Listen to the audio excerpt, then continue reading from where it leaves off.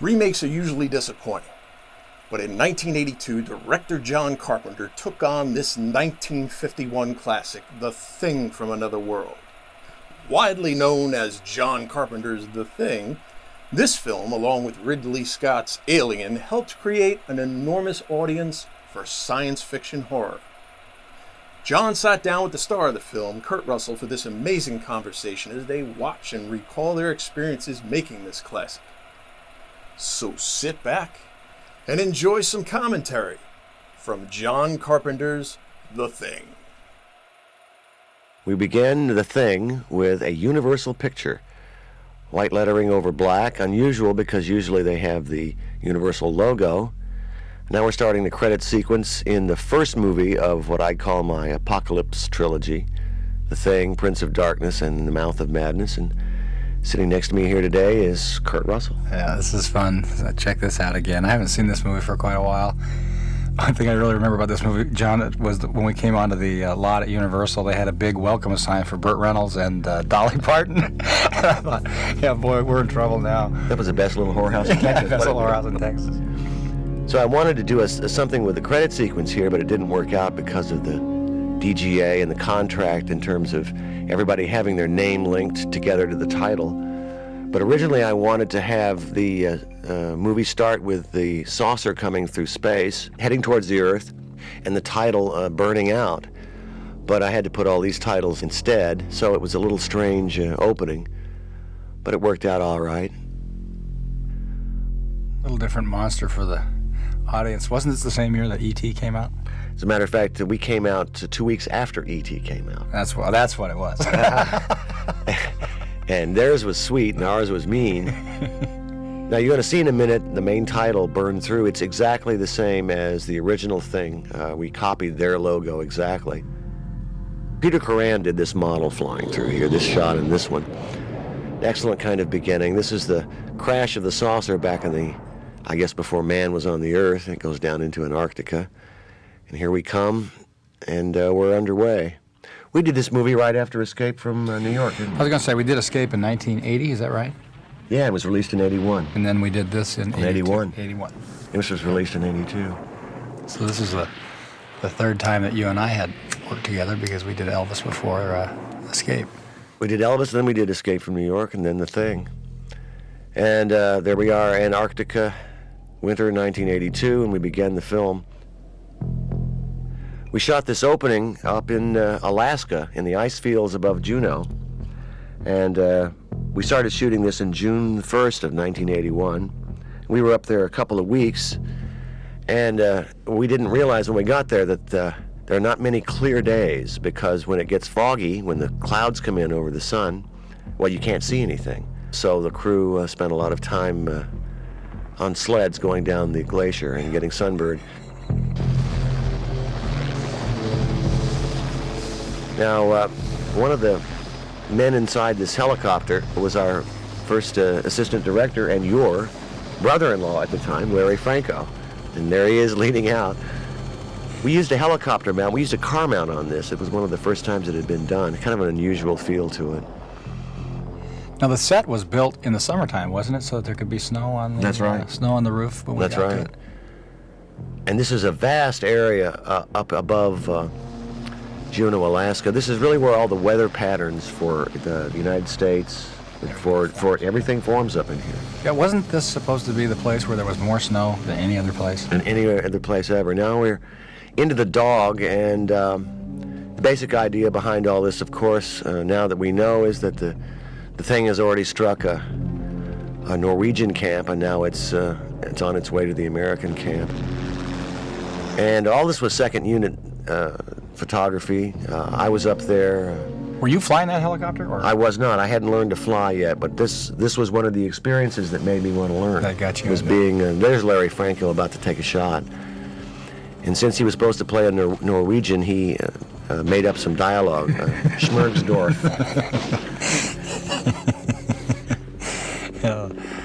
The only problem with this location was we couldn't get any beer. And so we tried to send the helicopters back down to Juneau to get beer and bring it up to us, but the locals didn't help you out much there? They didn't help us out too much. That's cold, boy. It is. It really is.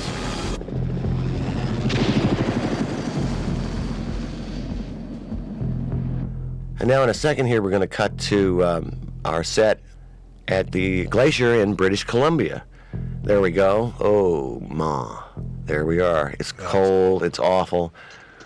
And I think that's Keith David working on that thiokol there. There we go. Now we're in our sets in inside Universal, and there's Richard Dysart, Will Brimley, and here you are, your introduction in the picture. Yeah. McCready, the helicopter pilot, likes to have a drink of J&B, but also he was fairly isolated out there. Didn't we talk about the Vietnam helicopter idea? Yeah, he had some experience and was probably an alcoholic now. And what was interesting about it was that here was this guy who was up in Antarctica with all these other guys who had their own problems for wanting to be up there. But this guy had to get a little further away than most. So here's a man with a problem in his chessboard. He was a true loner, and I felt a character who never wanted to assume the leadership role and was forced into it through circumstance. And I remember that when I came on board with you, the hat was already established because of second unit stuff. That was great. The big hat was something I really enjoyed. I don't know how you felt about it, but I had to live with it. I had to learn to love it. I appreciate that. So we're back up in Alaska for this particular sequence. The dog you see running here is not the dog we ended up using. Jed is the thing dog in the later parts, but this is a double. He's kind of painted like Jed. He didn't like this particular moment. Right there, the dog ducks because the helicopter is really only about 5 feet above him. That's amazing flying, isn't it, when you know how impossible it is to determine where you are. These bush pilots we had up there are pretty wild guys. I mean, what was it we called him? Lawrence of Alaska? Lawrence of Alaska was up there. This was the guy who was flying this. You went up one time and he gave you the controls and off you went. I remember we were warned because this was all very near an edge. And it was impossible to tell some days, one step being the next that would be fine, and taking us one other step and you'd be falling about 500 feet. What's he doing? Circling the camp. Here's some of the cast gathering together there. So Keith David and David Clennon and Charlie Hallahan, and I couldn't tell if that was... I think it's Peter Maloney was the other one. So here goes Nate, the helicopter pilot, into a kind of a thunderhead there. He comes around, and Larry Franco again opens up a Swedish little bomb. Was he Norwegian? Yeah, he was Norwegian. And we have a little shot here that he drops the bomb. We couldn't set off the explosion under the chopper, so it comes a little late there, but otherwise it worked pretty well. Nate does a quick stop on the helicopter. He pulls back like that. He's coming up. You can't really see it, but he's coming up on the ledge, a shelf, and he sets it down. And we're about to get our story underway. Looking at that shot reminds me of me forgetting to bring my skis up there. It was fantastic skiing, and nobody brought skis. That's Charlie, and that's... And there you are. I joined them there. We all developed a real camaraderie working together. That was amazing. In the middle of nowhere. We had some adventures that I think we really can't talk about. We had a hell of a time just getting there on that bus, I can tell you that much. You were yelling at the actors, getting them to put it back on the road. We had to get out of the bus and turn the bus. We had to push the front end of the bus around. It was so icy that we were able to do it. Norbert was very fluent in Norwegian, and off we go here.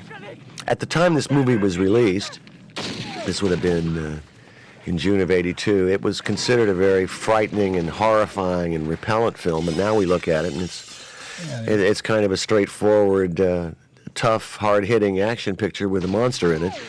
Really, our concern was about the paranoia aspects of the story. It was such a great story about that, wasn't it? 12 guys and finally knowing each other so well, and then finally getting to a point where you don't know. The original short story was called Who Goes There? And I think that sort of sums up the idea. Are you human or who are you? And the original thing didn't have much to do with the original short story. That's right. It was a monster like Frankenstein was a monster. So you decided to go back to that. Let's go back to the short story and explore it. I thought it had never been really told. So now we've shot the Norwegian without really knowing what's going on. Here you guys are actually putting out this mock-up we set on fire.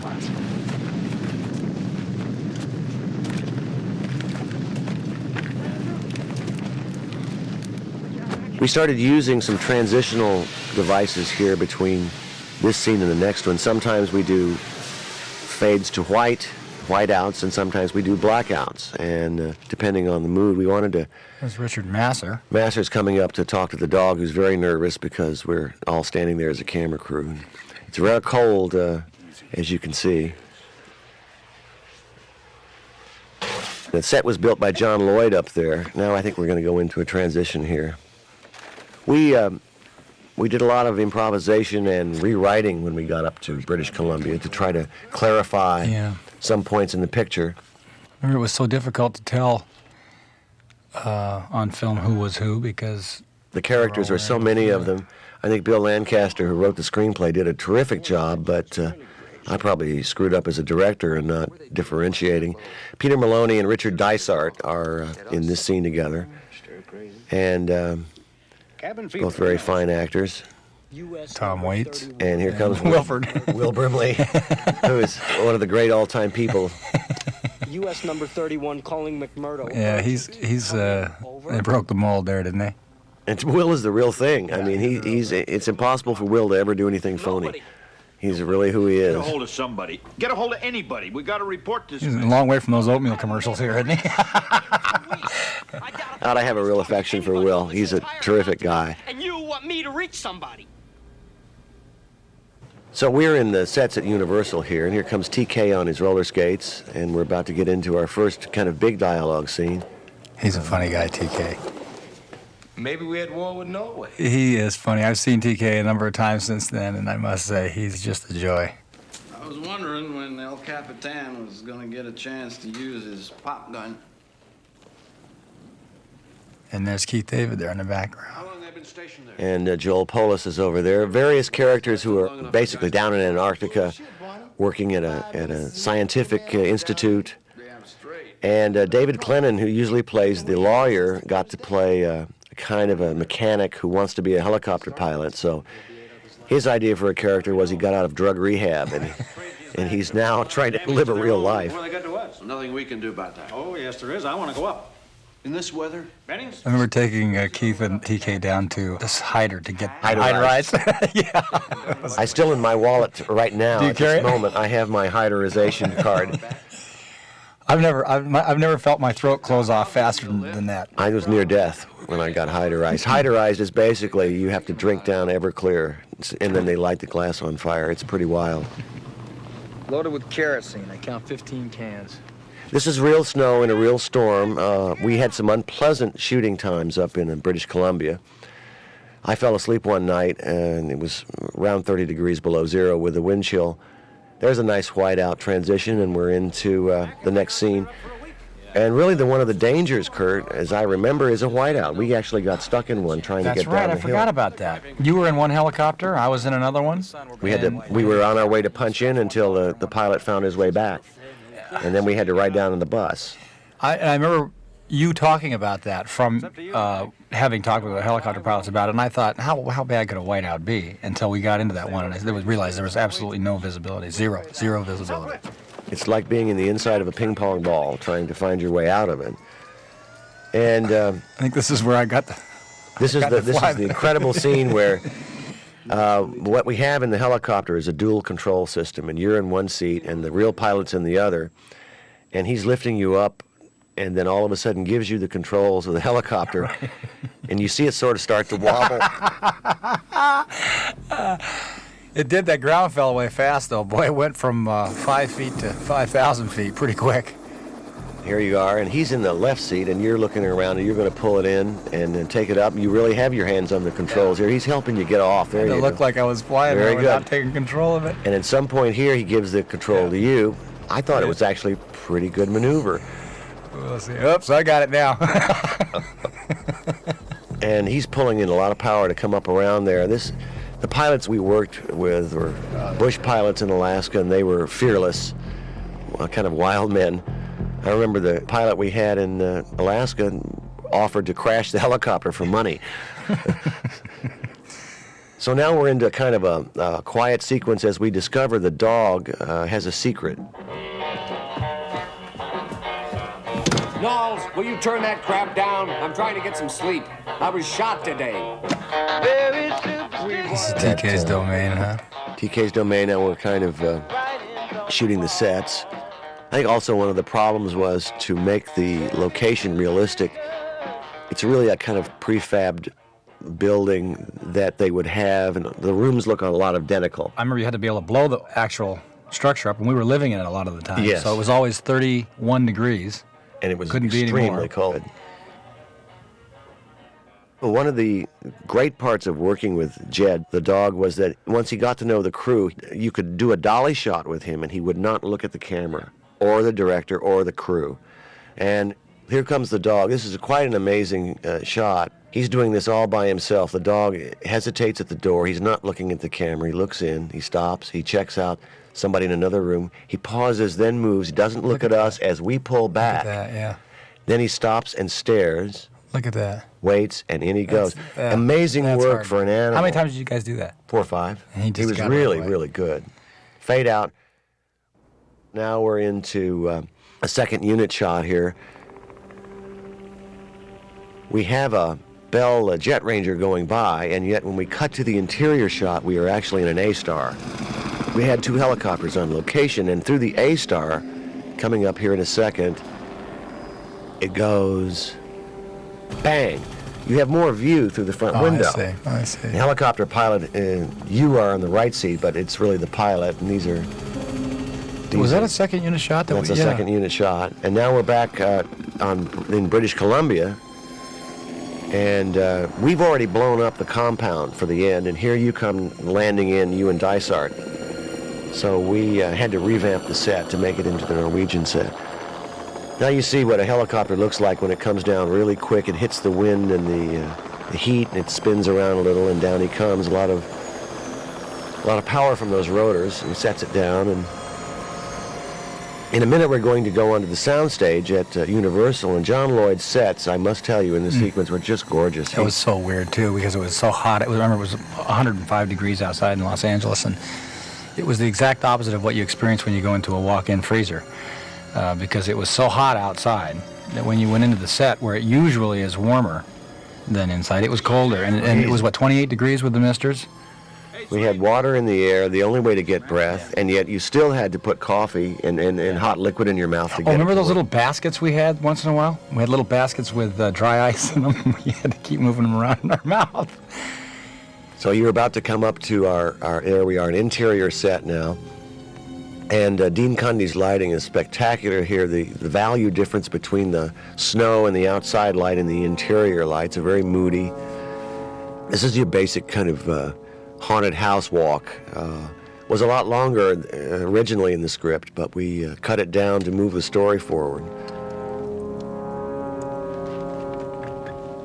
You make some discoveries here that later on are going to aid us in the story. A very beautiful shot. Here you have a lot of contrast in Dean's lighting. He did an incredible job. Really did. It was a great look on this picture. And this stuff was tough to do because everybody got sick from those misters and from being cold. It got to be a grind, didn't it? This got to be a little bit of a grind with the flares and the smoke and the cold. This was tough. I have to admit this was a tough show. It wasn't pleasant physically. We were all pretty tired. The music that's going here is from a composer that I've been an admirer of, Ennio Morricone. And it's a full orchestral score. It's very beautiful. And now we're up to Rob Bottin's first rubber effect shot. And I remember when we all first shot this, we were rather dubious as to whether this was going to work. It actually turned out all right. It looks pretty different in real life than it does on film, doesn't it? It sure does. In real life, we all thought, my God, what is this? But we managed to capture on film the idea that a man is frozen, he's committed suicide, and he slashed his wrist, and the blood is frozen really fast. You do freeze pretty quickly there. But when we all saw this on the set, we thought, oh, Lord, this is not going to work. I remember Rob always coming in, it seemed like, with more of that gel. He said, it's going to be fine, John. As soon as I put the gel on, it's going to come to life. We used carbapole, which is the ingredient in Twinkies that holds it together. That was our slime. And Rob was discovering what the monster was as we were making the film, so we had an occasional on-set experience that was rather depressing. We'll get into that later, but here you are into another section of the set, and you're about to walk into one of my favorite moments. It's a nod of the hat to the original film. In Hawks's version, they brought in this big block of ice, and the thing gets out of it. So we wanted to put a block of ice in ours, and you discover it in another room. This is all phony snow, and it worked pretty well.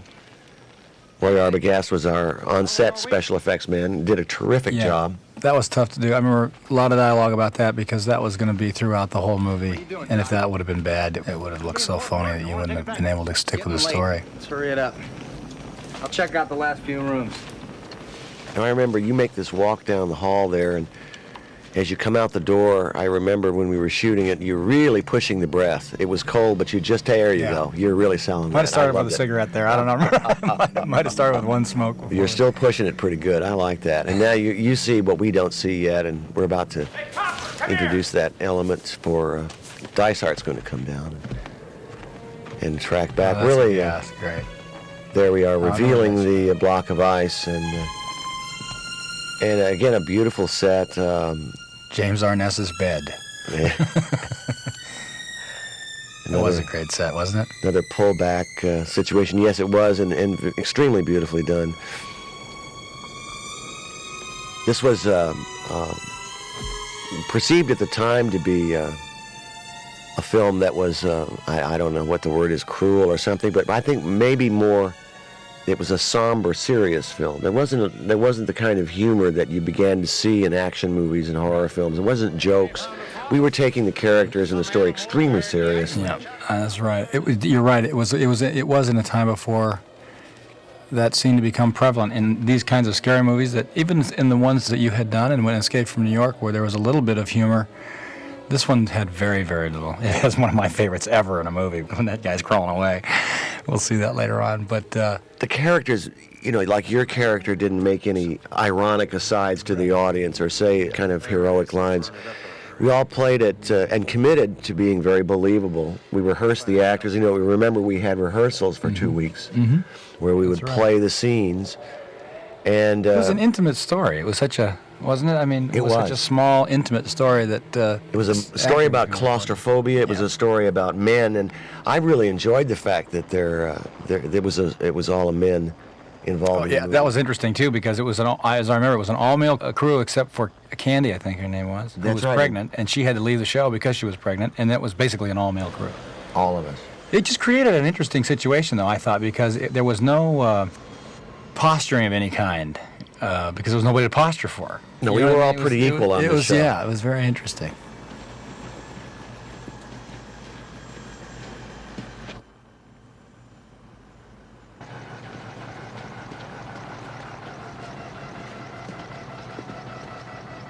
So now we're bringing in the corpse of the Thing, and now I thought that Rob did a pretty good job with this creation. We had to use old-fashioned A and B smoke on this, which is incredibly hard to deal with. As you can see, Will Brimley reacting. He's being truthful in his reaction. I was going to say, this is one of those scenes too where it's an 8-man acting contest. Who can act like it smells the worst? And everybody was thinking that. And then when we pulled that thing off, it was pretty rugged. And yet you guys are still there. You're still hanging over it. Blair? Because this smoke is extremely pungent. They've changed it now in these sensitive times when people can't handle cigarette smoke anymore.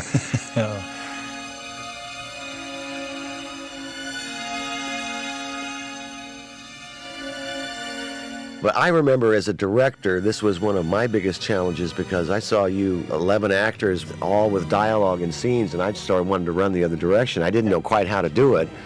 I learned. Isn't it the toughest thing there is to do as a director? To take 9 or 10 people around a table. It's the worst. For 5, 6, 7 minutes and be able to make the audience remain interested in what they're saying. That was what's so stunning about the way the first movie was done. I watched it again, they had a 36 shot. They had 36 people in a shot. And There's a meaningful look from you there. Interesting. How long did it take you to grow that hair? Yeah, it was a long time. I was a year or so because I think the last movie I'd done was Escape. You had it already. I had it already, but I had to cut it. I remember I did that play and I had to cut it short. That was after. Or I guess that was after this. That was wasn't after it? the thing. That's right. So it was in between that. So Tommy Waits is not paying enough attention to getting his message across. We start to learn that no one is listening to them. Their storms have shut everything down. And they're doing autopsies. We're about to cut to one of the delicious shots that the audience was repulsed by. Basically, what you have is a kind of a rubber creature where Brimley reaches in and pulls out some fresh liver. Yeah. Brimley, having been a real cowboy, had no problem and was trying to tell us what it's like to... He's just skinning a deer there. That's it. That's basically all there skinning is. A deer. Look at how he sells it. He kind of squishes it around and brings it out. Attaboy, well. It's really true, though. I does. can remember at this time the audience was beginning to have a tough time. And basically, when we get to the dog sequence, they really had a tough time. The dog sequence drove a lot of people nuts. There he goes. Now he's really selling it for you. But But we'll it did give love it a his sense character. of reality, too. I mean, well, what is good about that is without that shot, this doesn't hold the same punch that the... And you've got to take this stuff seriously, I feel, in order to make this movie something more than just a kind of a creaky monster movie. Basically, what you've got in monster films is that you have a guy in a suit. You end up there. You end up in some technique. And I wanted to do a movie where you didn't have that. Right. But this was a real creature. Now, also occurred at the same time, there's a little article in the paper I remember reading about some kind of new disease that was occurring. That's right. It was called AIDS. Yeah, it was and just- people were dying, and it was a very weirdly similar in dynamic to what we were doing because you couldn't tell who had it. That's right. It was just the beginning of AIDS being discovered in the press, and it really was spooky because they didn't know what was causing it. They didn't know who had it. They didn't know how somebody got it. And you would actually have to do a blood test to find out, which is what your character eventually does in the picture. So now we're about to get into the dog sequence, which is the first time we really strut the thing's stuff and show that it's... I love all the interplay here of some of these guys. You know, you just noticed Charlie looking at the dog kind of strangely, and everybody had their own little thing where they gave you a little bit of story just sometimes with the way they behaved. Because the actors, you guys were so committed to character. Yeah. You were so committed to telling the story. This was a difficult sequence to shoot because anytime you have a bunch of dogs and you introduce this dog, who is a tremendous acting dog, Jed, he comes in and he's pausing at all times, his trainers. Now the other dogs, to keep them still while he walks in, it was a big feat. They would want to jump up and bark. And we're trying to get him in the position of the phony rubber dog, which... I remember lighting was real important here too, wasn't it? Because of what you were about to get into. The phony dogs always, the fur doesn't look real. Yeah. And I'll show you when you cut to it. If you look really carefully, you can tell that's a real dog. That's not. And of course, it's a wide shot. It works. But now, in a second, we'll cut to another phony dog shot. These are the dogs reacting. That's a phony dog. We had to take the light off it because the fur doesn't work. Now we're going to start to, that's a real. Yeah, this is great. Now they all start barking. We're going to start into our effects. Oh boy, here we go. Crack it open.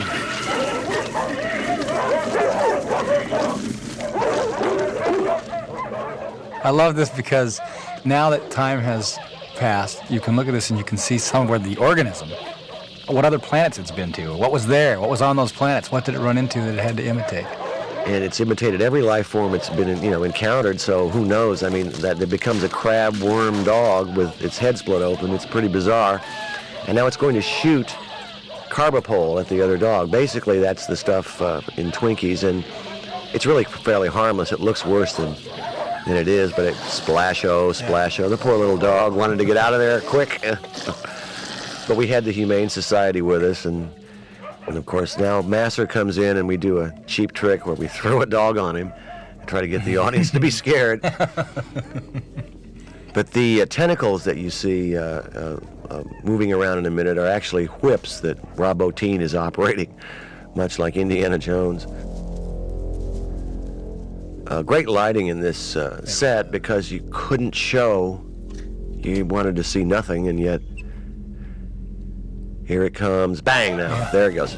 Cheap trick off to go the dogs. And here come the whips. Rob is, there he goes. He's doing a good job with it too. Pulling the whips back in. We used a lot of reverse motion technology, all sorts of things.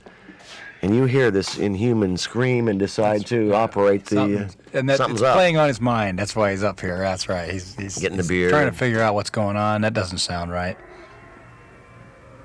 We figured he had kind of an early suspicion that something very, very, very wrong was taking place, right? And he was right. And he turned out to be right. And I love the way you played this character, which was extremely real and a kind of low-key guy. I thought he was really terrific. Took charge when it needed to be done, but... That was a fun idea, too, of getting to play a character who was not Mr. Fabulous from the top. He wasn't Mr. Big. He wasn't the guy who was going to take care of the situation. He was somebody who was going to be sort of forced into it. And yet he's an extremely reasonable man. But he later, he has to do what he has to do.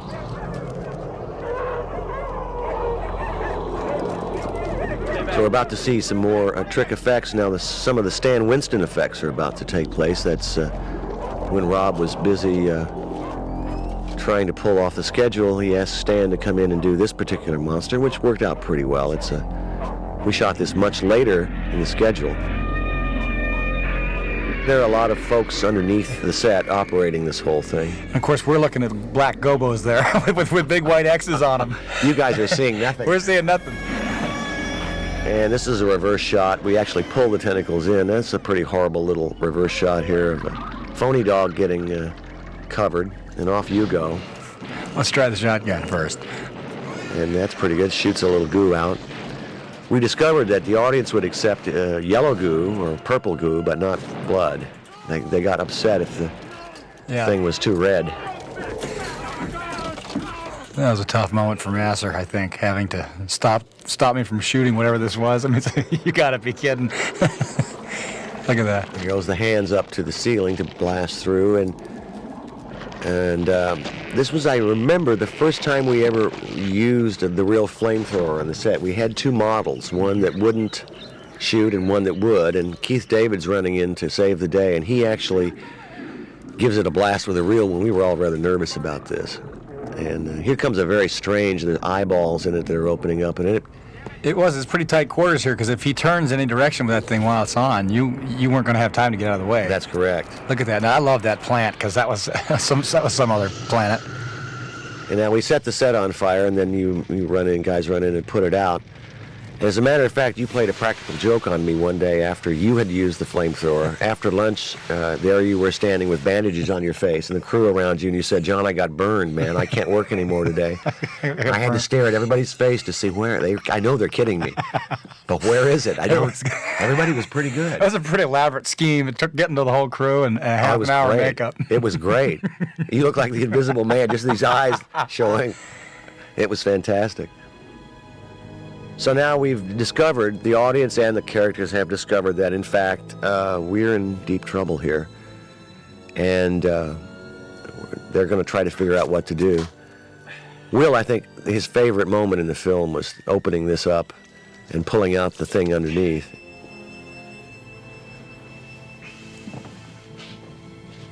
He really got into being a biologist. He wanted to play a character who was very straightforward with what he was doing, and he just brought all his cowboy experiences to it. Oh, boy. He told me, "Al, you know it stinks when you open those things up." I once asked Will, when he was doing a scene, I said, "Boy, that's an incredible performance." I said, "What are you thinking about?" He says, "Oh, like picking up my laundry." Look at this thing. What was this? It was just a sculpture. Just a sculpture, yeah. And wrapped around it is basically, it's like foam rubber. And we're pulling it off to reveal another thing underneath. It's like a Chinese boxes. You keep opening them up, and there's something more underneath there. Yeah, he's finding worlds after worlds here, isn't he? Yeah. We're trying to indicate that this thing keeps imitating like all the way down to its core. There's nothing about it that's original. Imitates them perfectly. When this thing attacks, And we're going to go to the time cut, but Brimley's explaining the imitation. And in the process, shape its own cells to imitate them. We found it really difficult to get across to the audience something that's rather simple, which is the life cycle of this creature, that it can imitate you, and one organism can become the entire world. And again, it's a scene for you that you had to do with 12 people standing around a table after the previous scene of 12 people standing around a table, and you got to somehow make it interesting for the audience and different. This to me would be the most difficult stuff as a director. I just don't know what I'd do here. I always was fascinated to watch and see how you were going to break this up, how you're going to move the camera and stuff, because there's just nowhere to go. There's nowhere to go, and it's thankless kind of stuff. Now, this is a scene with Richard Master and Will Brimley, and Brimley's performance here is just incredible. His subtlety and his suspicion that something is going on, and Master's very low-key indication that maybe I'm not who I appear to be. Is the beginning of really where the movie started. Right? Our movie begins. We really could have begun the movie here, I suppose, by starting the film with a discussion of the creature and then having this happen, but it is the subtlety of the playing here that it's the acting. Let the audience it's think the characters. Wait a minute, this is just starting to fall apart. One guy's getting suspicious of another, and the other guy's getting real defensive about it. Why are you looking at me? No reason at all. What? I don't know, it's probably nothing. It's nothing at all. We're looking at videotapes of the Norwegian camp. I'm there someplace in that videotape, somewhere. This is something we shot up in British Columbia. What crap is there? Basically, the backstory of unearthing the saucer. Can't learn anything from this. I don't know where I am in this. This was the expedition of the Norwegians. That's right, and in black and white. And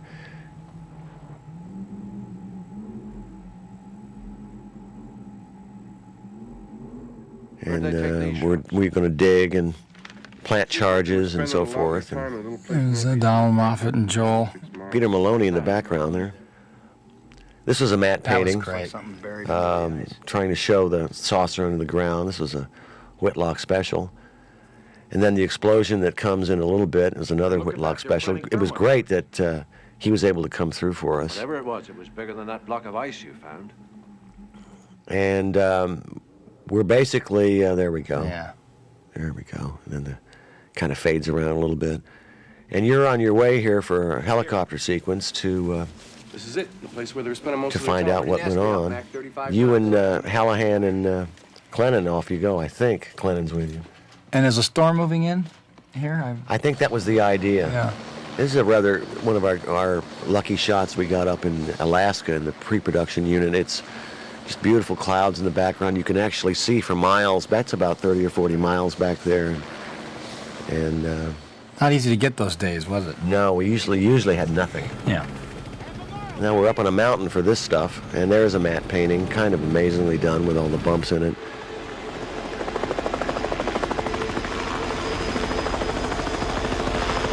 Now we're back to our second unit, and we're landing.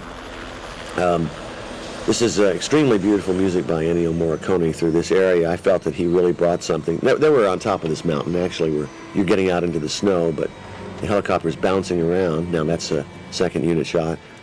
The music is really stunning through here. It gives you a sense of foreboding and dread. Now you're coming up and looking down a real glacier. Yeah.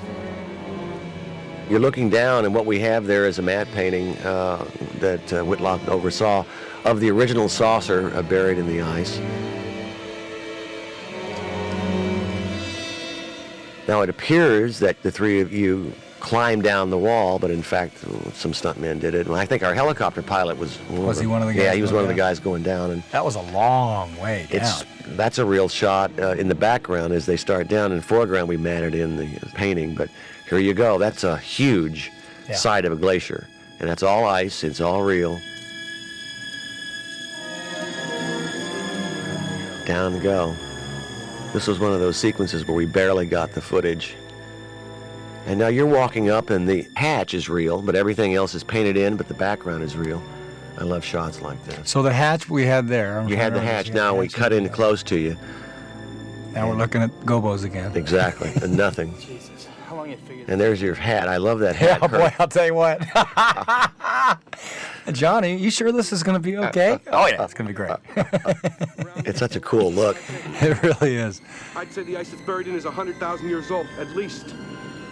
Now, the famous studio shot that everybody talks about in this movie is coming up. That's where you have actors walking on the Universal backlot right here, walking over. We didn't have a wide shot, and this was all a painting, basically, except for the three figures.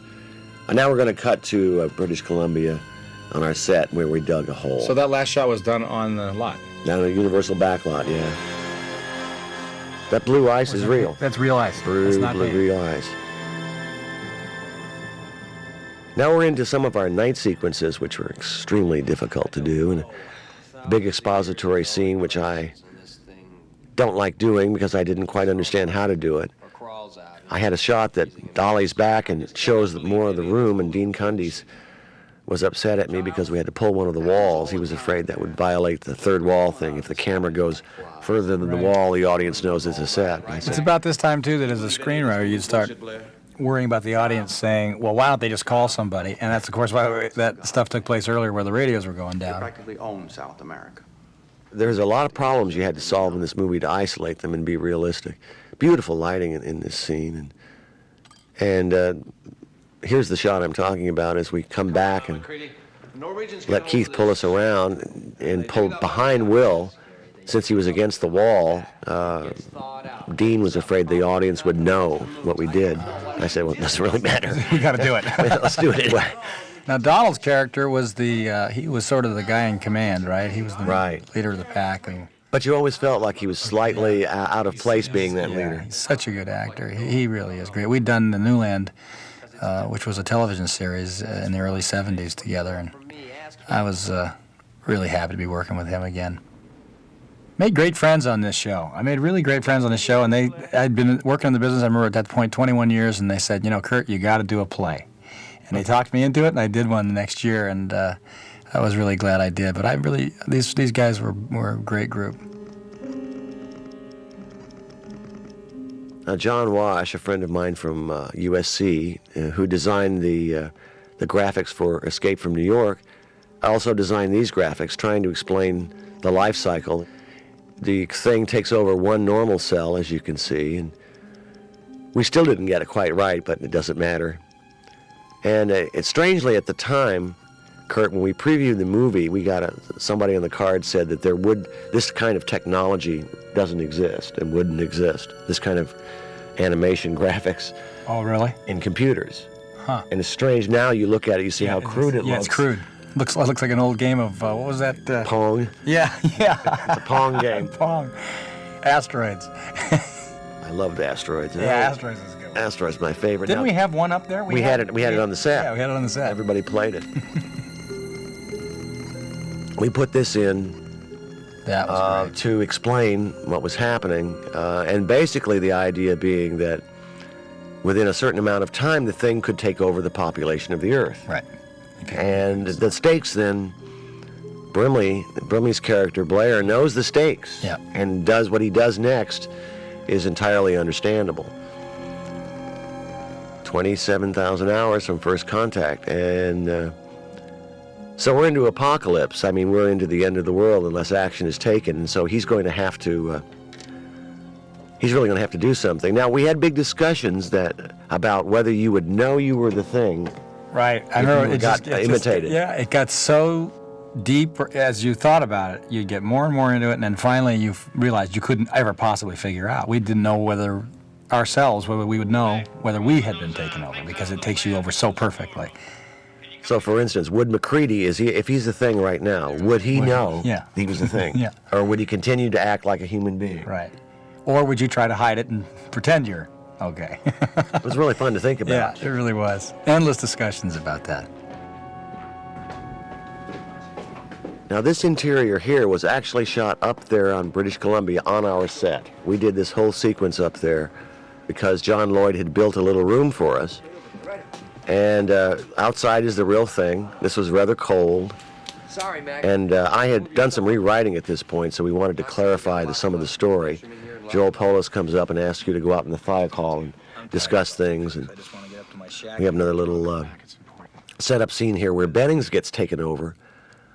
And with a rather last-minute thing, because the thing was out of the movie for a while, and I wanted to keep it alive. I was going to say, you got to start thinking about that, don't you, at this point? Well, what's gone on for the last few minutes? And where are we now? He opens up, looks at the sculpture that Rob did once again, and all this was shot up there on location, so it's slightly different. We were a little bit tired and hungover by this point in the filming, so. We were there for, what, 3.5 weeks? It was about 3 weeks, maybe a little longer. We were trying to get home for Christmas. That's right. And we barely made it out.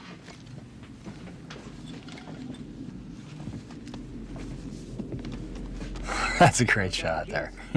That old horror movie stuff where the monster's moving. And basically, the thing is still alive. They haven't discovered a way except to burn it yet, and they can't really kill it that way. We had some tentacles. Rob gave us some rubber stuff to take up with us. Oh, that's great.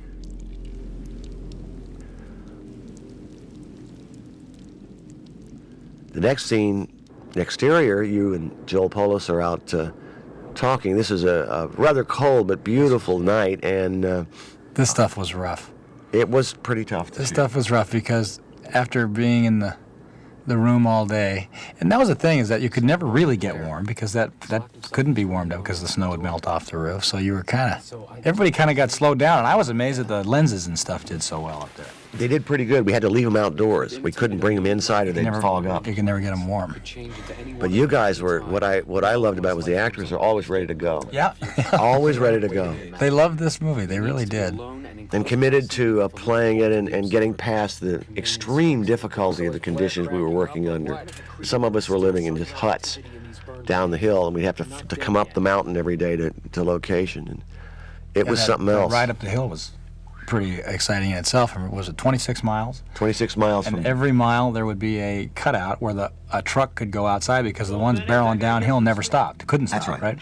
So they'd had those walkie-talkies, and they'd call out their checkpoints, and when they got close, the one going uphill would find the next nearest dig out and get in there quick. Get in there quick. Because the truck coming down is not going to stop for you. And to make you know that it was all true, remember every once in a while you'd see those trucks that had gone down from falling.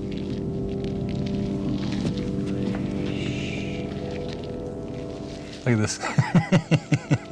The poor guy had to take his shirt off up there in the cold and do it. I'll get Gary. We'll meet in Blair's work. So now we're getting into what happens to Bennings. Here comes Tommy Waits running out. It's Bennings. Joe Dante saw this at my house on tape. He said, well, you dollied over and dollied back. That's low-budget filmmaking. What is he talking about? Bennings was right there, Mac. I swear to God. We're about to go out and burn Bennings. Oh, boy, I'll never forget this. I almost got hurt on this. This is the first time anything like this would ever happen to me. You watch the explosion here and watch me, and you'll see. I didn't know it was going to be quite this big. Now, is that the one where you threw the dynamite? Yeah. No, that's later. Is that later on? Yeah, this is the one where you we just burn him. We just burn him. Now, those are real flares. I don't know about you, but I got my fingers burned more times on those things. So he's got some claws on, and he makes a growl, and basically you kick over a gasoline drum and drop the torch in. See you, Peter. See you later, man. And we're out there in it. It's grim. It doesn't look quite so bad now, but we've got snow coming down, and it's not fun. Now you're set the dummy on fire, and good stuff. Cool stuff. What I like about that is if that's in a different movie and you start the fire the other way, of course the can explodes. That couldn't be our problem. This was shot at Heartland as we were doing effects. We added this to kind of clarify things, and Donald's starting to go. Starting to go a little bit, and it also shows that McCready just takes care of business. He has a job to do, and he's accepted what some of the others can't accept. Yeah. Here we are. We have to take care of business and get it done. So. And what's good about this, too, I think, is at this point the audience did believe that the people were human beings. We weren't cartoon characters. They were human lives, and it was a tough thing to have to kill another person that you'd known. That's right. It was believable. That's right. I mean, I think the successful films always have that element of believability in them, no matter where they are, that you can hang on to.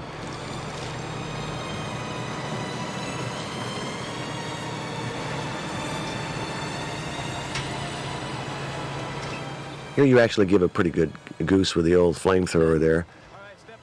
This is kind of fun. That flamethrower was pretty cool rig.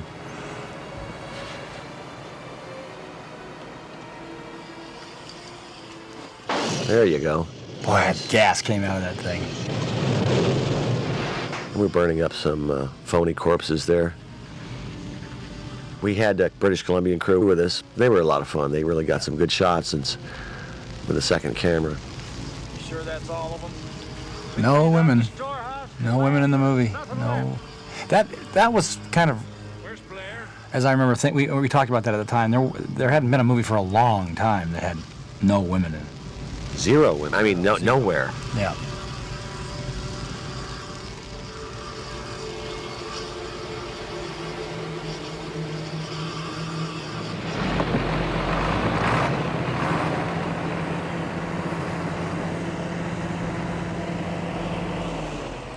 I love the lighting that Dean did with the blue lights. Those were actually from airports. Oh, They're really? airport markers. But the deep blue of them was really spooky on the snow and very pretty. The lighting's great. It really is beautiful. I can't find Blair. Now Joel Polis is explaining what's going on Still trying to get through. Everyone else is in the and who he can't find. And this is a moment in the movie where we take a kind of a pause. Trying to figure things out. Now that people are getting real suspicious, he's getting suspicious of me.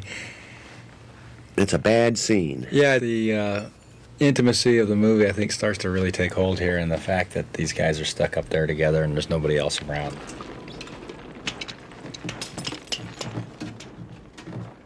Now, we don't know who that is, but it is supposedly Blair, who's destroyed the helicopter so that you guys can't get any place. And he's going to destroy the radio so you can't contact anyone because he's convinced that all of you or one of you is the thing. It's one of those scenes where the similarities of the wardrobe worked well for the screenplay because... Who's who? Who's who. Kind of a spooky shot of a helicopter under a tarp. And we don't know why you find that flashlight there. But we do find it, and so we can do this little trick here. This was a mock-up of a helicopter, not a real one, and it was way oversized. We blew it up. This was still out there, wasn't it? This was still on location. Uh-huh. We're still in British Columbia. Now, you've heard a gunshot, and you're going to run inside, and we're Try back... Well, you're doing your best. Try to run the snow. Nice little Panaglide shot down our set hallway, and we're into the Blair scene. This is one of my favorite scenes because of great. How nuts Wills goes. Ooh, Jesus, he's serious. nice hit there. Smashed up some of the chopper pretty good. Child. And then, unlike the original movie, there's not quite a scene like this where the men have to work together to try to subdue one of their own. He's just going to town in there, and poor Tommy Waits is underneath it all. We ran 2 cameras on this and just let Will go for it. Most of you don't know what's going on around here. Hold on, damn Will. Sure, some of you do. Christ. Now, you might notice Keith's left hand, he hides behind you. He had broken it in a car accident. They had this gigantic bandage on it, so we had to put a glove over it and paint it black so that he could continue acting. Get a table from the lab. Ah, yeah. Oh, go for it, Will. And Will is really going to go now. Wanted to be us, Will said, which is a very chilling line, and I just think he did a great job. Now, there's going to be a little scuffle here in a second that Will was very worried about. He was worried about getting hurt. You can see he's going to have 9 guys charging him. He blasts towards Keith David there and I'll kill you. Opens it up, throws the gun. Go for it, Will. There you go. And here you come. Here's what watch him as he backs up. There you go. He doesn't want to get hit too hard. People go flying. Everybody loved taking their own stunts here. He was throwing things around. Oh, boy. Poor Tommy can't join in the fun. Good shot, McCready. So we have to deal with Blair now and isolate him from the group because he's too nuts. And he gives a scene that's coming up was one of my favorites in the movie where you have to explain to him that trust is a tough thing to come by these days. Right. And I thought that was kind of the summation of the movie. Now, this is okay. I don't remember this scene. Was the idea that somebody had gotten in there and killed one of the dogs? And Yeah, maybe it was, killed all the dogs. Killed all the dogs. Now you're leading Blair out to this shack where you're going to keep him. This looks like pretty terrible weather for us here. They're barricading him in, and one of our famous needle shots. You know, people have told me that bothers them more than anything else. Now, did somebody have to volunteer for that shot? Our camera operator, Ray Stella. He said, I can do this all day. Ray's in rehab now, isn't he? One of my favorite lines coming up here, and Blair doesn't know who to believe, doesn't know who to trust. I don't know who to trust. I know what you mean, Blair. Trust's a tough thing to come by these days. Tell you what, why don't you just trust in the Lord? Trust in the Lord, Blair. Watch Clark. And he starts sowing the seeds of dissent here about Clark. Watch him. Clark. And watch him close, you hear? And in a minute, we're going to get into... That was great, too. And really, really well done. Yeah. I mean, he really pulled it off. Pulled off this whole character.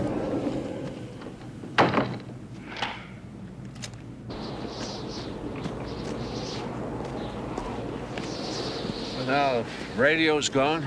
So are the choppers. Yeah, we're completely cut off. All we can do now is hole up till spring, wait for the rescue team. No, we don't wait. Somebody in this camp ain't what he appears to be. So we're outside discussing some sort of a blood test. Is there a way to take care of things?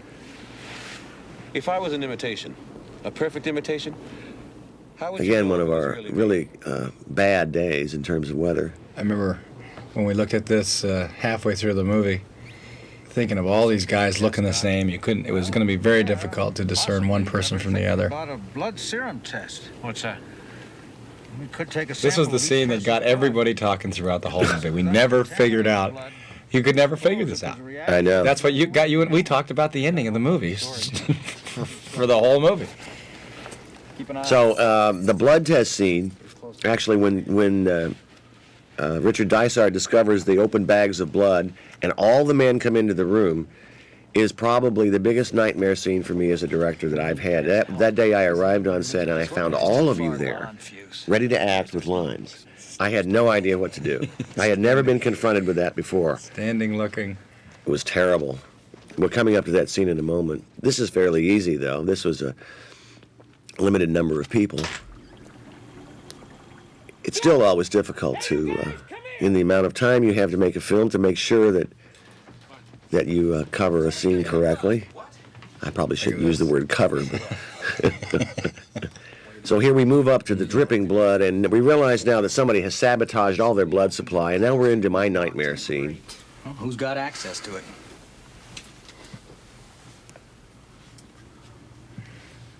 Yeah, this is where the paranoia starts to really grab a hold, isn't it?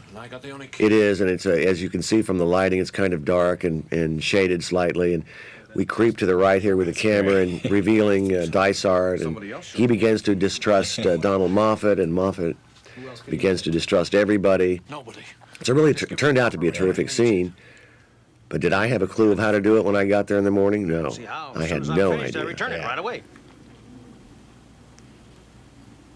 Great. When was the last time you used it? Huh? A day or so ago, I guess. I suppose somebody could have lifted it off me. Oh, That's The paranoia is the glue that holds the movie together. It's, of course, I think the most disturbing thing for the audience. That's what bothered them so much. And I always felt the characters reflected their time just as Hawks's original movie, his characters reflected theirs. This is the time that we are living in. Yeah. It really is where the movie shifts into third gear and starts on its way. There we go.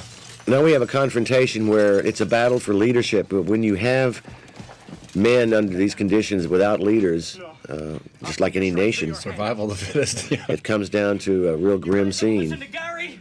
You're gonna let him give the orders? I mean, he could be one of those things. And this was a difficult scene again for me to stage because of the shape of the hallway. I had a T-shape, and I had to get all of you in there. Right. On the floor. It seems so easy to direct movies when you're looking at them and thinking about them, but boy, to get out and do it is tough.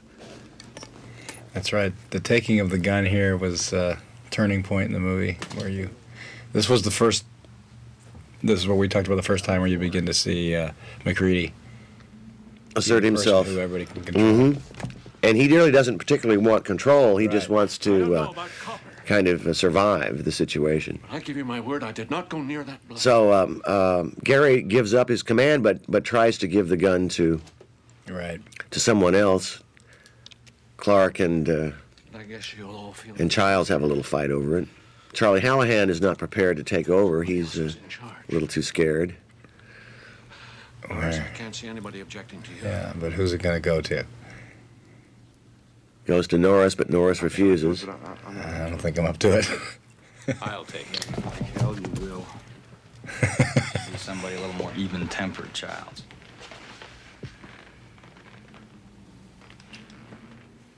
Nobody wants that.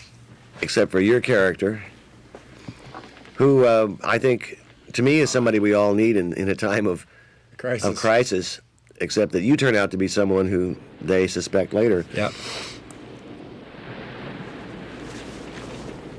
At this point in the movie, it gets completely claustrophobic. As night hits, we really don't ever come out of it. It's a lot of doom. And we're now doing a scene that we shot up in our location that we kind of wrote when we were up there. Time to burn the blood. Burn the blood, and you give a little speech about that's right. what we have to do. This was the moment where I felt McCready took stage and really explained to the audience what was going on in their dilemma. That was the one thing that we didn't have at that point. That's right.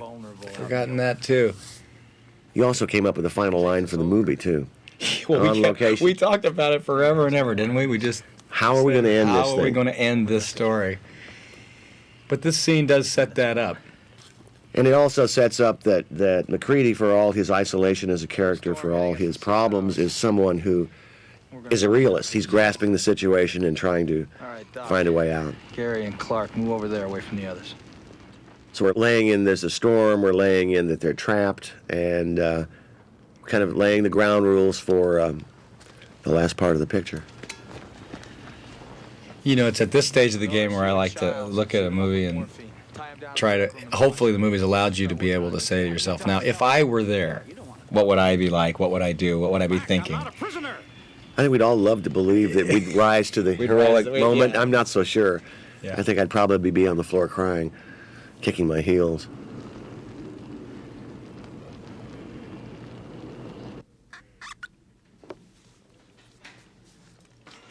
And we're shooting up the characters with drugs and keeping the ones obviously under suspicion kind of drugged out. Here's another one of our famous in-your-face shots. Again, in goes the needle. Is that Ray? That's Ray again, yeah. He wanted to do every one of them. And another added scene that we put in later, where you're dictating the maybe your memoirs into this tape recorder. And we're starting to all get real tired now, too, because we've been up for a long time. And no one's sleeping because no one can trust. Because if you go to sleep, you're afraid that someone is going to take you over, rip your clothes to shreds, and absorb you and imitate you. We're wondering now whether there's somebody might come in that door in the back, and yet, rather than put a shadow of a person and suspect you, I decided simply to cut to, in a second, a shot from behind. I remember dealing in my mind with the fact that, is McCready a creature or not? Right. For a long time, I was hoping maybe we could do something where you were. Yes. But then I thought, well, maybe not. I'm not so sure they want to see that. So instead, we made it ambiguous. It's not the height of technology with that little tape recorder, but There's nothing else I can do. you do look tired and in pain almost about the situation. Yeah, he's starting to. It's like it's starting to get to him, and he's Helicopter pilot, U.S. outpost number 31. he's just about had it. There's the I shot. love those two shots. You just felt like somebody was watching somehow. That was great. Now we're on a split diopter here where both the character in foreground and background are in focus. Luckily, we have dark to cover it. And things are really getting serious now. Nobody trusts anybody. Joel is about to, we're about to have lights out, and Joel is about to run outside and meet his doom. We actually had a sequence where the lights went out that we shot, but it didn't turn out as well as we wanted it to, so we kind of faked it through here. This was part of the thing. With this look here, we tried to drag the look out on Joel a little bit to try to start to make McCready somehow maybe suspicious here. We're looking for our little spots. The lights go down, and we're in an insert stage at this point, trying to cover up some things that we cut. Now we're back on our set. The entire sequence was lit this blue, and it really didn't hold, but this is pretty interesting. A little cheap horror movie scare, and now he's outside. It's Joel. He's in trouble. He's about to meet his doom. Joel was very excited. This was his first movie ever. I didn't know that. Yeah, he was from New York, and he was just having a blast. And now we lay a little suspicion here on you. Perhaps you've been absorbed. Remember those flares? Burn your hand, burn your lungs. It was terrible. Anybody see Fuchs? So now we're into it. We've got to go find out what happened. The lights were off, and you're sort of really taking charge here. People are falling apart. All right, we got to find him. Knowles, why don't you come with me and we'll look outside? Now we're going to team up here. You and Windows, check the inside. I ain't going with Windows. I ain't going Windows. I ain't going. One of my favorite lines coming up from you. It was really great the way you assumed control over the situation here. Norris, you stay here. Any of them move, you fry them. You hear anything at all, you cut loose on the sirens. We all meet back here in 20 minutes regardless. So in a minute, you're going to be framed for something that isn't true, and we're going to get into one of our amazing effect sequences. At least it. There would be nothing else you could do except team up and hope the guy you were with was okay.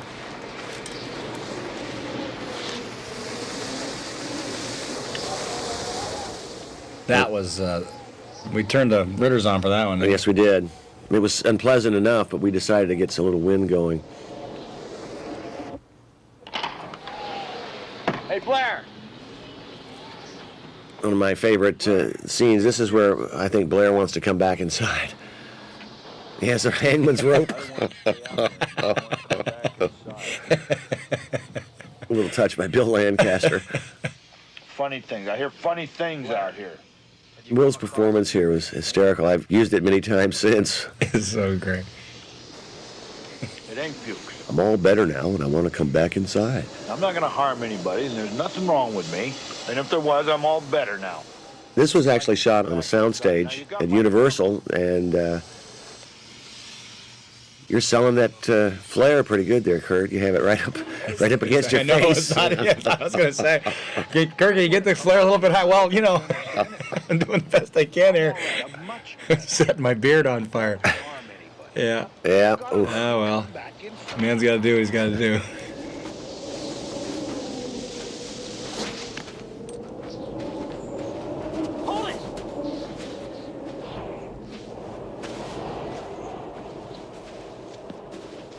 Now we find out what Joel Polis's fate. Fuchs ran outside and was, we assume, absorbed by somebody or somewhere or something. And how do we know? We see his glasses. Right.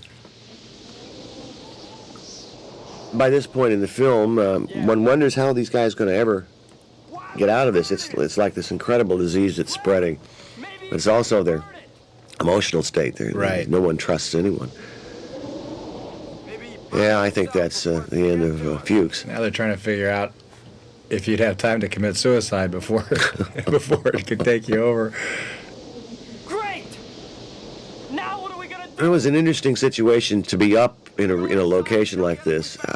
I felt that it only helped you guys. What's your that? Performances, being up here in the... Oh, yeah, it was great because even when you were on the set in Los Angeles, in between shots, you're walking outside, it was 100 degrees, so you'd be snapping in and snapping out. But what was interesting about this is I remember we got those little sheets of paper that talked about people after they'd been in lonely situations for a long time, and their first thing would go is their appearance, and then they'd begin to steal things and whatnot. And I felt like that was happening to all the actors on the show. Yeah, I got a little nuts. Yeah. It did start, I mean, it didn't fall apart, but it got to be tougher and tougher and tougher. You could understand what would happen to people down there. Yes. Completely isolated like this. How Well, there was crazy. nothing else to look at because it was all white. Everything was completely white. There was nothing to look at but the people. The inside of the set is very bland. There's nothing to see here. It's all functional. So what would happen but your face? It was interesting. I remember some of the conversations that we had. You really find out a lot about somebody very quickly. The crew, the actors, everybody.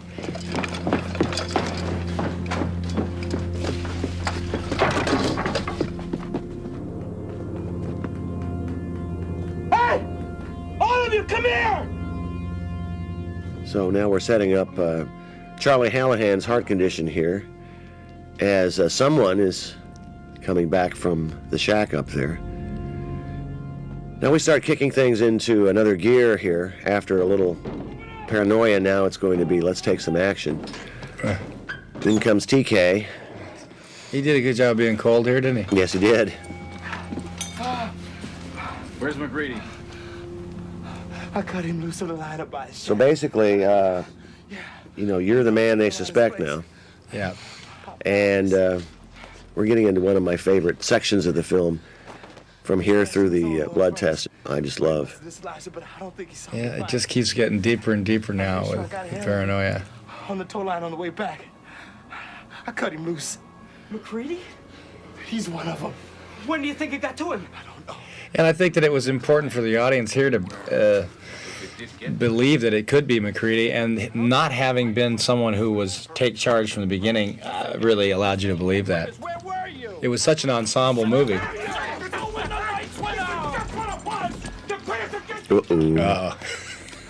Kind of old 1930s haunted house kind of movie technique, but that's where we were at this point. And you're going to break into the storeroom and threaten them with dynamite. Nothing human could have made it back here in this. It was fun shooting these scenes. Everybody was so good. It was pretty easy for me to direct. Just put the camera up and say go. Childs! What if we're wrong about him? Why then we're wrong? Supply window! All right. We got no choice now. We had to have Keith David break through that door with an axe, and he actually went right at it. You notice everybody else is moving away slightly. You never know what's going to happen. An axe, a car, you never know. Actor gets something, a deadly weapon in his hand. You get frightened. This was a great lighting in here, too, because he looked like a ghost here. Just looks like absolutely like a ghost. Anyone messes with me and the whole camp goes.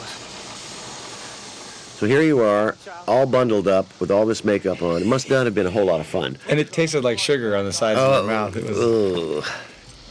That flare is up there. Yeah. You're doing a good job of kind of hiding part of it too, except for this part where it's bald. But boy, it looks good. It was a really nice job there. Yeah, you're hiding it with your body. They lifted a little bit there. Yeah.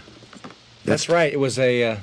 How did that work? Now you just dropped it down so it Right. didn't flare the camera lens. You know, Cundy was yelling at you all the time. Same thing.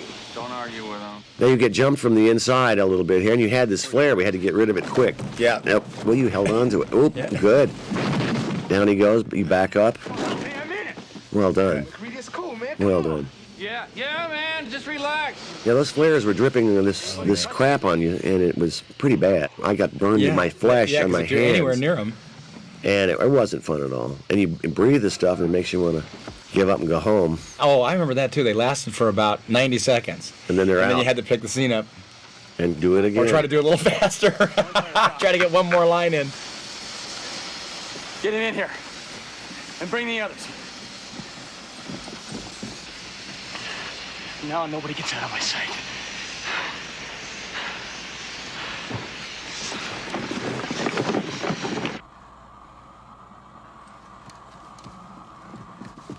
Now we're into the scene where they're trying to resuscitate Norris on the table, and into one of our effects scenes. It's probably the most, as far as I'm concerned, one of the craziest done. People still talk about this one. It's really something. Never occurred to the jury that anybody could have got some of my clothes and stuck them up the furnace. Rather than give all the secrets away of the thing, I will just tell you that everything you see that we do here is all basically built and on the set in front of us. It was nothing that we put in later.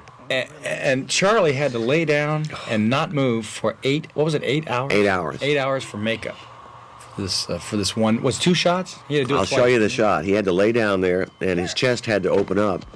Coming up here in a second. He's doing it normally now. The next, it's coming up here in just as Dysart right there. Whoa! Bango. Yep. Oh, yep. Yep. Whoa, boy. Yep. There he goes. Oh, Jesus. I love this one. Look at that. Pretty disgusting, isn't it? Oh, man. It's Larry Franco stepping in for you there. Yeah. And you're about to blast it. Blastola. And here we go, stretch with the neck. Oh, yeah. This is the best line of the movie coming up.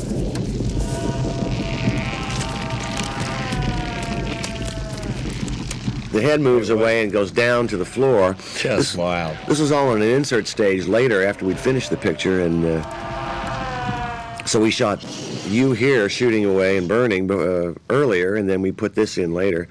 Look at this. This is a reverse action cut as it finds something to grab onto, and you're letting the thing burn up, which I think is probably a very good idea.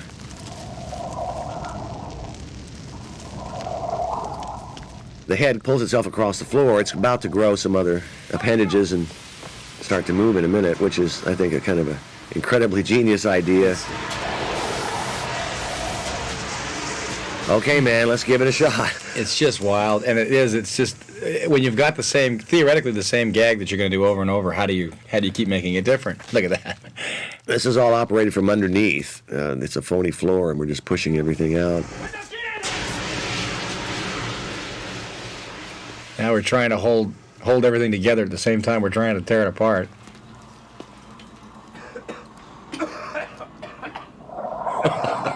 It's pretty bizarre. I never have seen anything like this in a movie before or after. Now we have a little radio control thing in the background that's crawling away. This line here is my favorite.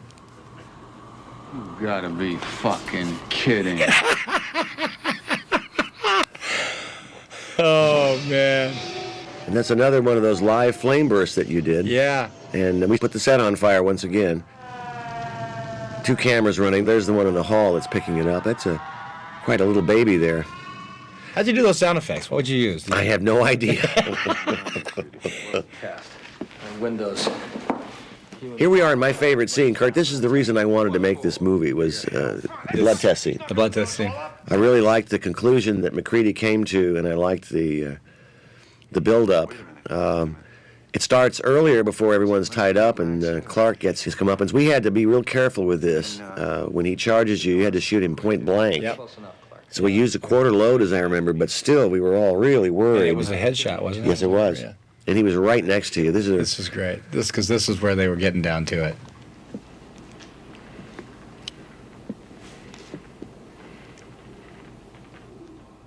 I mean it.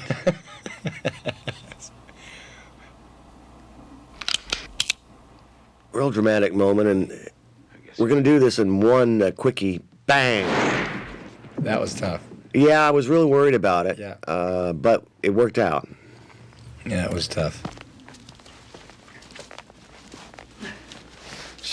This is bullshit, Mac. Finish it, Palmer. They're dead, Mac.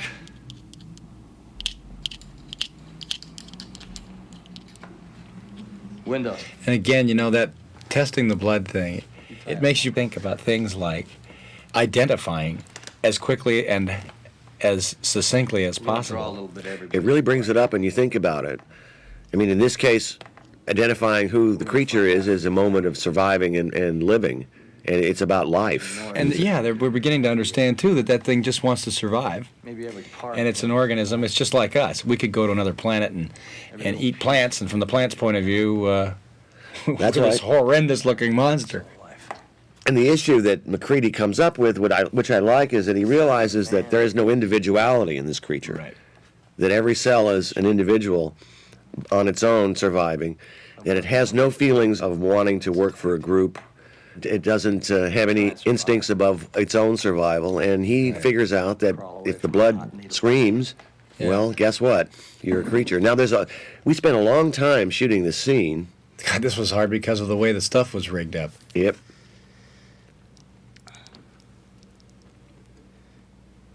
And this got everybody, too, in the audience. They couldn't stand the phony blood on the knife. I never could understand this. I thought... Yeah, it's just the cutting, these simple little things after. I guess it's some sort of, I would say in the same area of comic relief. It's like if you're set up by other scenes to make you feel a certain way, then you do some little thing, and it has great impact. I think it's the sound effect here. I mean, he has a tube on the back of that thing, guys. It's not a big deal. And there it goes. It looked kind of silly when you think about it, but people got... they wussed out on us and got real... It did. All these things did pile up on the audience. I remember at the time they just they were shook. They were shook by it. And one of the reviews at the time called me a pornographer of violence. Made me think about my career then. Yeah, right. Well, I don't know what I'm going to do now. Actually, when you look at it, I mean, I think it's done very subtly. I mean, it really is. It's not. I mean, the monster is so insane that it seemed easy to me to get past the monster and into the story of Paranoia, but at the time it didn't. It was they criticized us for not having women, for all being all men, right? And they criticized us for having a lack of hope. Well, it was one of the, they haven't found a cure here yet at this point. No, and I always felt that there was something uplifting about these men who were struggling, and then in the end willing to give their own lives to stop it from spreading to the rest of the... At least that would give it a chance. And of course, I always thought that at the end, when we see that too, it'll remind me of it, but they couldn't let both of them die without being burned. So one of these guys was going to either have to make a move or torch each other if they were truly going to save the world. And you and I could never figure out how to do it. Yep. Let's try the Doc and Clark.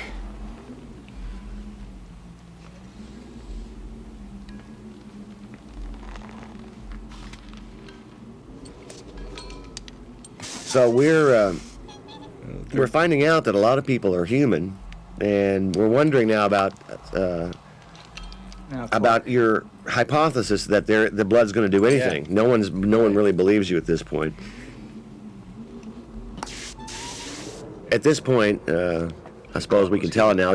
That's a phony hand with our gag already set up, and I wanted to establish it in a cut early so that you wouldn't think about it. Right. And because it is definitely a phony hand. This is pure nonsense. Doesn't prove a thing. That's phony baloney. You were the only one that could have got to that blood. And we're about to crank this baby here and get going. Django. Whoa! Hello. Uh-oh. We tilt the table to make the blood run, and here he goes. Now, this transformation wasn't quite what we wanted, but you know what? It worked out all right. Now, this is great. Somehow you're... it was jammed. We had to come up with that, too, because we did. Sat there and said, well, why would he just sit there?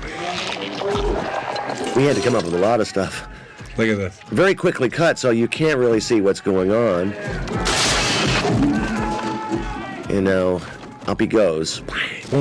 That was great. He comes back down again. Now we had this creature that Rob brought us. Look at that. Splits open and puts his head in, and up he goes. Just ate his head.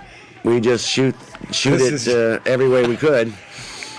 It is completely crazy. It's nuts. Just crazy. It's a nightmare. It really is a vision of hell, as far as I'm concerned. I wouldn't. I mean, can you imagine this? If this was happening in front of me in reality, I would say, well, I guess that's about it. Oh, he's been. It's all slimed, baby.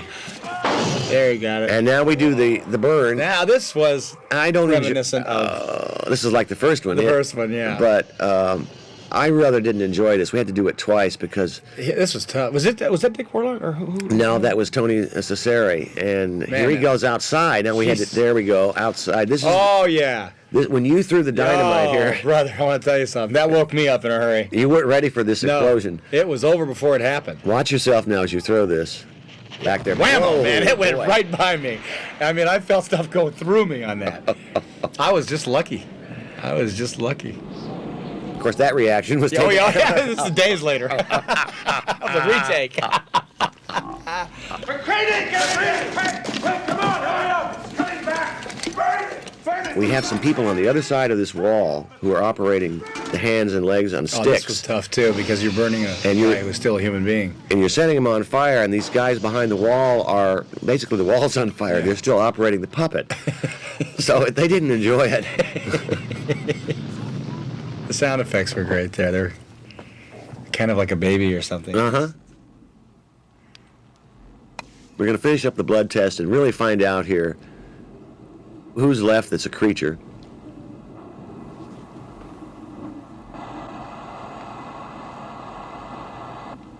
Let's do it.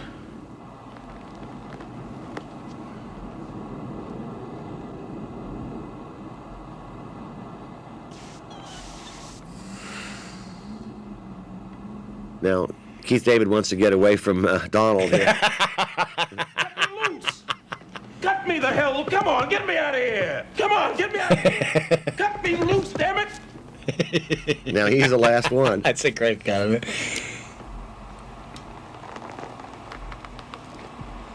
And here comes the end of the blood test, and I must say I was very happy with how the scene turned out. Here comes Donald's line. I thought, well, if you guys, the audience doesn't want comic relief, I mean, here it is for you. Time. I'd rather not spend the rest of this winter tied to Kind of a perfect summation.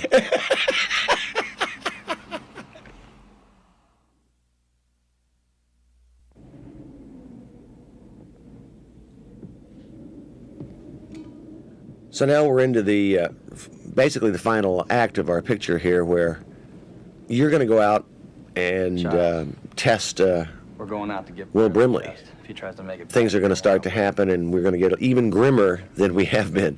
Right. Now the stage is set, so there's only one more to find out about.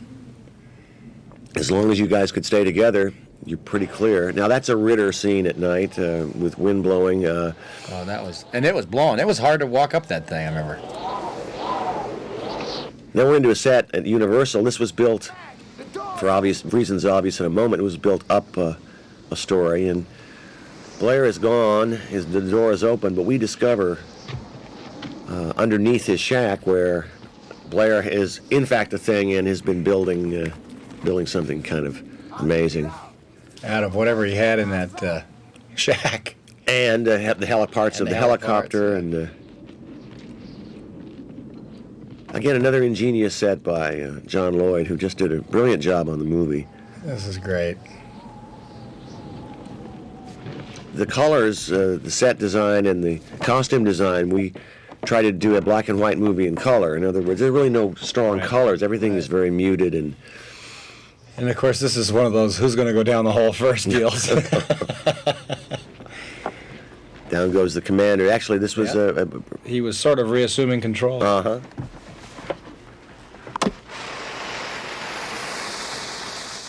Now we're down into our little set under here that... oh, boy. And again, it's not fun to creep down this with those flares. They really are... You couldn't breathe back up in that tunnel particularly well. And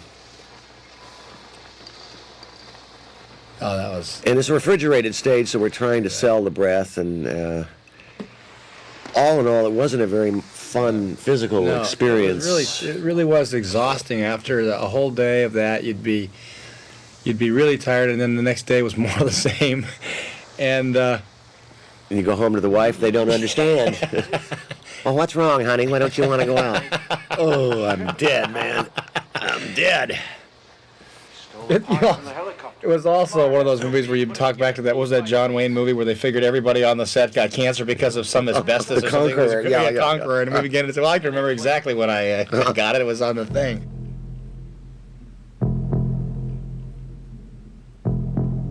And now we're showing you back in the compound that, in fact, something else has happened there with Childs. He was actually standing guard, and now the door is open and he is gone. So things are getting really grim here. We're going to blow up the saucer, and actually, this is the kamikaze mission coming up. This is the suicide mission. We're going to shut the place down.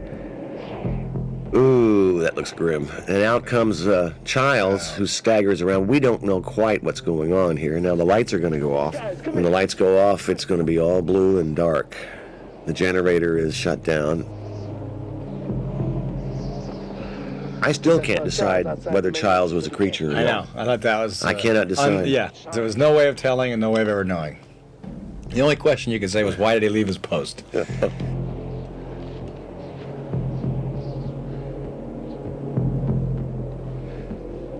And now the decision is made. You're going to freeze very quickly. And you would, too. In reality, it wouldn't be long, and you guys would be toast. All you could do is start setting fire to your own surroundings. 100 below in here. Well, that's suicide. Again, you're acting with this flare and doing a very good job of not burning yourself with it. I mean, what we all wanted you to do was get it close enough to your face, and yet not too close. What can we do? What can we do? In a moment, we're going to have the tractor. We're going to blow up the shed first, and blowing up this camp was an experience I'll never forget. Yeah, I'll never forget it as long as I live. I could not believe what it felt like to blow shacks that big. This is also in the movie where you've told the audience it ain't going to be a happy ending.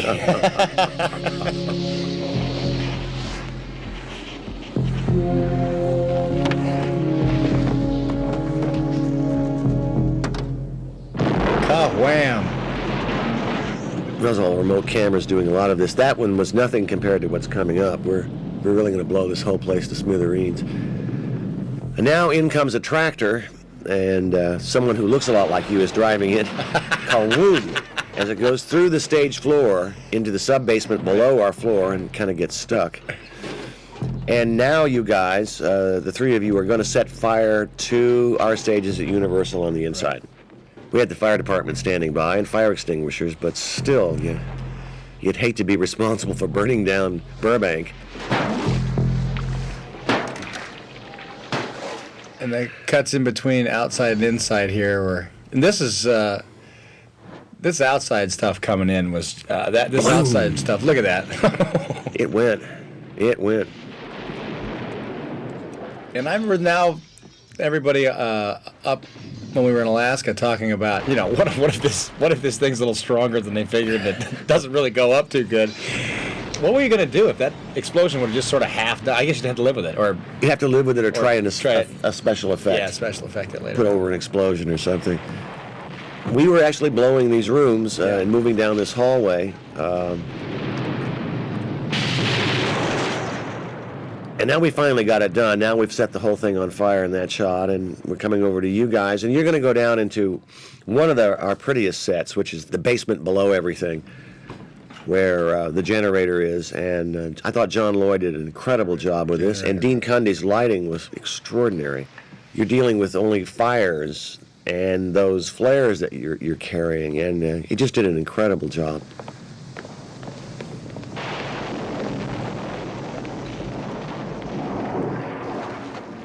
This was being shot in sequence, John, or was this? I don't remember now. This we shot before we went up to Alaska. That's right. Yeah, we shot all our interiors, and then we went up. Now that's a sound stage with this whole underground built and refrigerated. Yeah.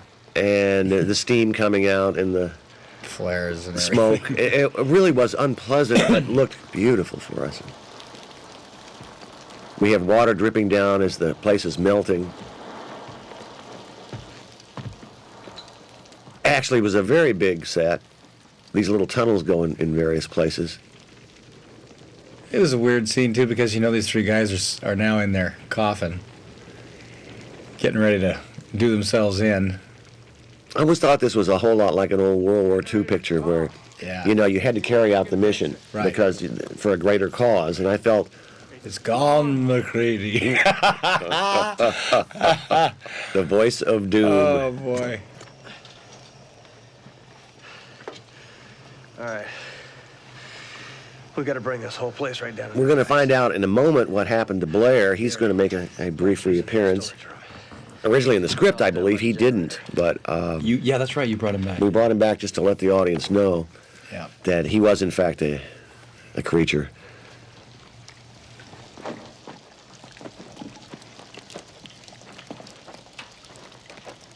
You think about this, and you'd hate to be one of those three guys, but knowing that... What are you going to do? What are you going to do? You're dead. Now we're into a really neat part of the set, which we assume that this area has, gotten so cold, and this is the junk that they've put in there. And really, everything is lit by the helmet he's wearing, and it's very moody. And great spook coming up here, huh? This was the scene in which I asked Will Brimley what he was thinking, and he said picking up his laundry as an actor. Which gave me some insight into him. But, he takes his job very seriously, and he's a really terrific actor. That is great. Around the corner he comes. No cheap horror movie scare. Reverse shot, done with Donald. Look at that. And that's the laundry scene. Look at that. That's actually Rob Bottin's hand and Donald Moffat's face. It wasn't the most fun to do, but Donald was an old trooper and really a pro. Out in style.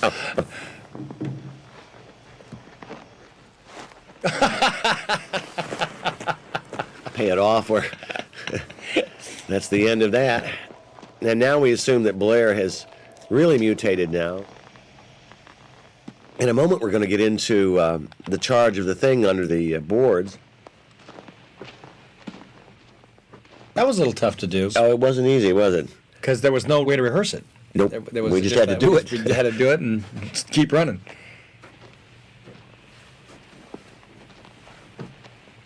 Now, TK disappears here, and you're all alone. How's it coming? Dum. I said, how's it? I always thought this particular period through here where we took a beat and you're ready to blow the place, and it was really nice. You don't know quite what's back there, and Cundy's lighting is just sort of suggesting little things, and it's what's in your mind more than anything else. And I suppose if I could have gotten that hat back on your head, I would have been happy. Thanks. I do appreciate that. I never let it go, though. It wasn't leaving me.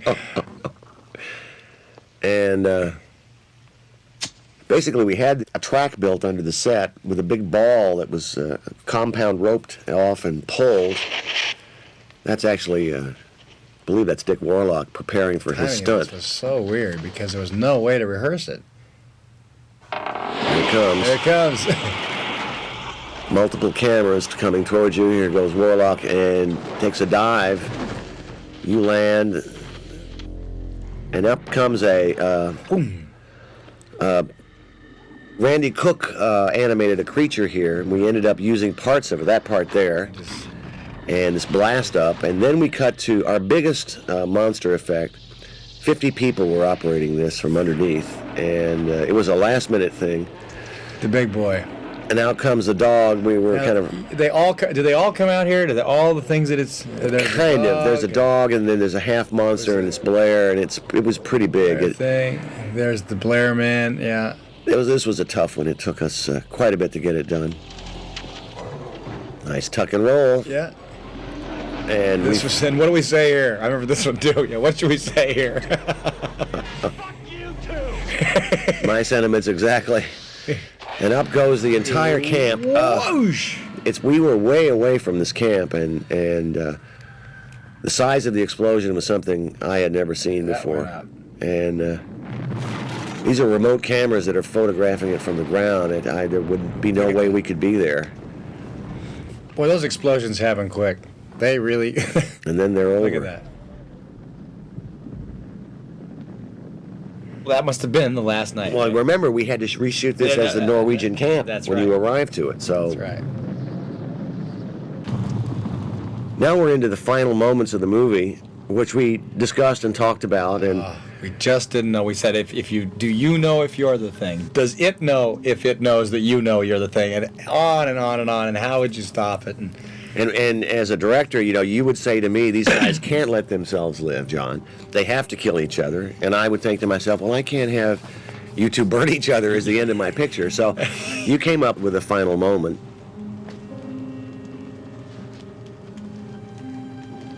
The studio originally wanted to find out what would happen if you didn't reintroduce Childs, so they had me preview a scene where you cut right there.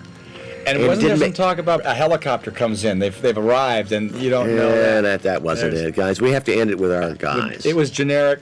The ending is generic to what the movie's about. You have to finish off their story and tell their story, and that's it. Did you kill it? Where were you, Charles? I thought your ending line, I thought this entire ending of the movie was incredible. It would be, Went out after. It would be what I would want, and I was extremely happy with it. That's where he explained what he was doing, looking for Blair. He saw Blair, and he was walking by him. So everybody was perfectly set up. The only thing we did know at this point was that McCready was not, right? He could have been. Yeah, that's true. That's true. Here we go again. I mean, he was just. We didn't see him for a while.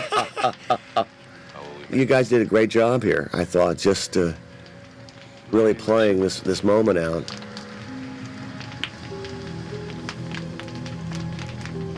If you're worried about me. If we've got any surprises for each other. And as the light is kind of getting darker and darker on you, I don't think we're in much shape to do anything about it. The two men are going to freeze or die or something.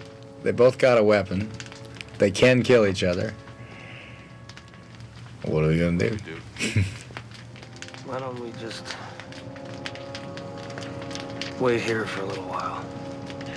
And I thought a great line, and I'm extremely proud of the film. I think we pulled off a movie that's lasted longer than we may have all thought. Yeah. And it's been kind of fun to sit and relive it. It's fun. It is to bring it back again, and it's fun to see this movie. And it's funny when people watch the movie. That's what they have. And interestingly enough, we can never have that experience because we made it. But what we do have that nobody else has was the making of it, and that's the great joy. Yeah, there's a lot of joy in the whole process of making movies. Just kind of being there and going through it all together, especially in this case. We all bonded as cast and crew, and really worked hard to make the best picture we could at the time. And the experiences that we all remember now are really our reward for the film. It's like a kid. You do the best you can with it. That's right. You send it out into the world, and sometimes it does okay, and sometimes it doesn't. But you got to finally throw it out there, and it lives on its own. And it was disappointing. I remember at the time to watch the movie not do well in the theater.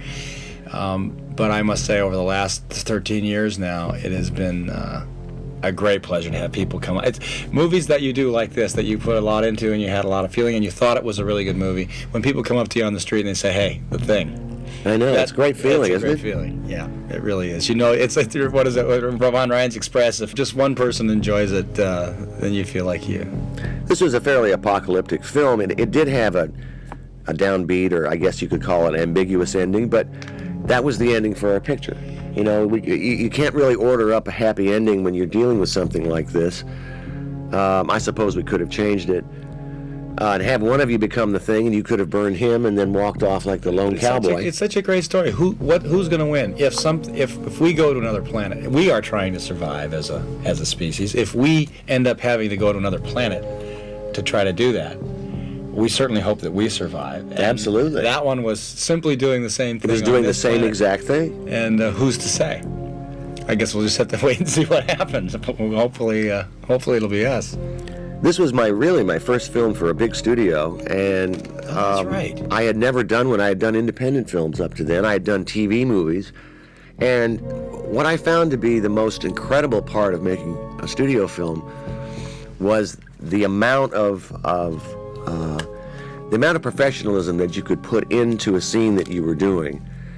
This far outweighs the kind of creative quickness that you had to do on the street when you're making a film. We really, to do that blood test scene, we really had to involve acting, sets, costumes, special effects. Right. You couldn't do that with a small. It would be very difficult. It would be very difficult to get it as good as we had it. You know, the studio was behind us, and we had a team of people who were very, very good, fantastic actors. The special effects were amazing. Oh, they were great. And it's putting it all together and unifying it so it looks like a whole piece. That's what the studio can give you. If they're for you, and they support what you're doing, there's nothing better.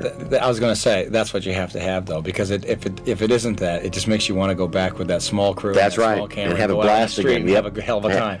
And that's the other side of it. If they're not for you, and you're playing political games, then it can be real hell. But it's terrific, the people that we worked with, and looking at it again, it just makes me all the more proud of the film. And I just love sitting here with you and talking about it. I know, it's a blast. It's fun to see these with you again. We got to do this for the Escape from New York. But seeing this again does bring all those memories back, and the fabulous time we had, and the great time that I had making a movie with you, and they can't take that away from me. Never.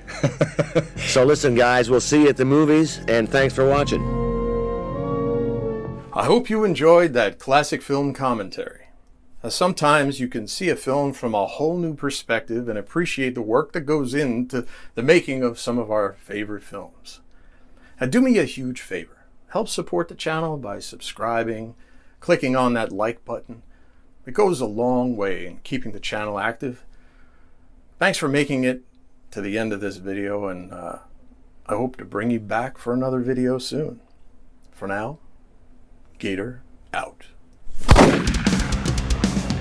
Watch for new movie reviews and documentary series. Don't forget to subscribe and click on that bell so you know when new reviews arrive.